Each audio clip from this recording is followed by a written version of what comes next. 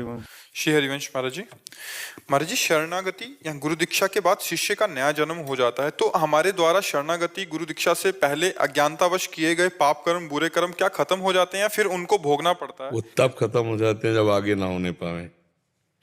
अब लो नशानी अपना नशे हो, तो भगवान कह रहे सन्मुख होए जीव मोई जब ही जन्म कोटि अघनाश हो तब ही। संत सदगुरुदेव भगवान की ही तो शरणागति करते हैं, प्रभु की तो शरणागति करते हैं।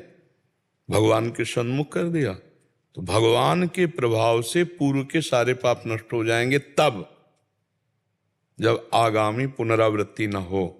अगर वही पुनरावृत्ति हुई तो शरणागत कहाँ हुए? शरणागत का मतलब है, जैसे गोस्वामी तुलसीदास जी कह रहे अब लो नशानी अब ना नशे। राम कृपा भव निशा सिरानी जागे पुण्य न रसई हो अब लो नशानी अब ना नसई हो।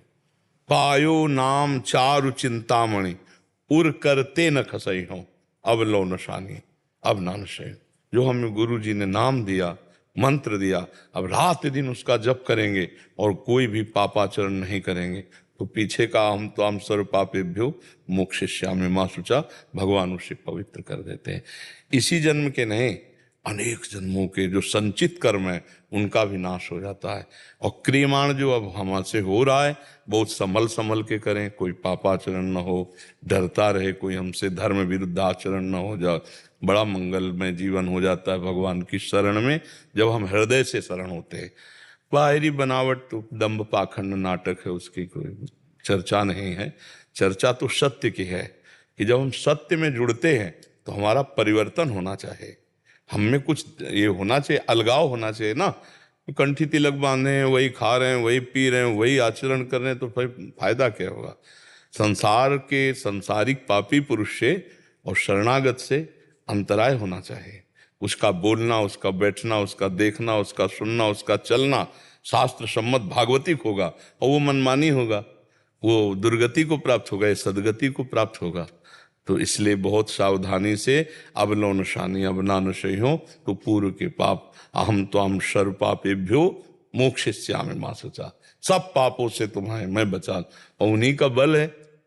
अगर वो न क्षमा करें, हम भोगना शुरू कर दें तो भोगते चले जाएं, कई जन्म भोगते रहें फिर भी नहीं पार पाएंगे। क्षमा ही हमारा उपचार है। तो भगवान हमें क्षमा कर दें, हम उनकी शरण में उनका नाम जप करते हैं। भूल से पुनरावृत्ति हो जाए तो तुरंत हृदय में जलन करे, भगवान से फिर प्रार्थना करे कि आप ही संभालो, हम तो बार बार बचना चाहते हैं लेकिन गिर रहे नाथ आप संभालो। भगवान से एकांत में प्रार्थना करना चाहिए। वो सर्वंतर्यामी सर्वज्ञ सर्वत्र विराजमान प्रभु प्रार्थना सुन लेंगे तो हमको काम क्रोध आदि दोषों से बचा लेंगे। अपनी सामर्थ्य कितनी है, थोड़ा डींग हाका मुंह भरा गिर गए नहीं। हाँ, तो इसलिए भगवत शरणागति, भगवान का आश्रय, यही सबसे बड़ा बल है। और वही सब बात बना देंगे, पक्का बनाना ना होता तो घसीटे काहे को। देखो, किसी आदमी ने जब निमंत्रण दिया और बैठाला और पत्तल डाल दिया, थोड़ा विलंब हो रहा है तो ऐसा मत सोचो कि केवल पत्तल ही पड़ा रहेगा, हलवा पूड़ी भी आएगी। ऐसे ही हम संसार में भूले हुए थे, हमको घसीटा अपनी तरफ सत्संग के द्वारा, अपनी शरण में लिया तो ये दोनों पत्तल बिछा दिए, तो अब आनंद भी देंगे ना, भगवद आनंद भी देंगे। हम धैर्य धारण करें, गलत आचरणों में ना जाएं। भगवान के दासों का जो रहनी है वैसे हम रहें, मनमानी आचरण ना करें। तो जहाँ साधक मनमानी आचरण करता है भ्रष्ट हो जाता है, भगवान से विमुख पहले भी था, सम्मुख होने की हवा आई कृपा की, फिर विमुख हो गया। अगर हम विमुख होने का आचरण न करें तो भगवान हमको कभी त्याग नहीं सकते। भगवान का स्वभाव नहीं, एक बार जिसे स्वीकार कर लिया उसका मंगल कर दिया। और वो ऐसे हैं कि दिखाई नहीं देते लेकिन सब में है और सबके हैं, सब समय है, सब जगह है। ऐसा दोस्त कहाँ मिलेगा? पर वो है अव्यक्त, भजन से उनको व्यक्त किया जाता है। जितना भजन करोगे उतने सानिध्य का अनुभव होगा कि भगवान हमारे सानिध्य में।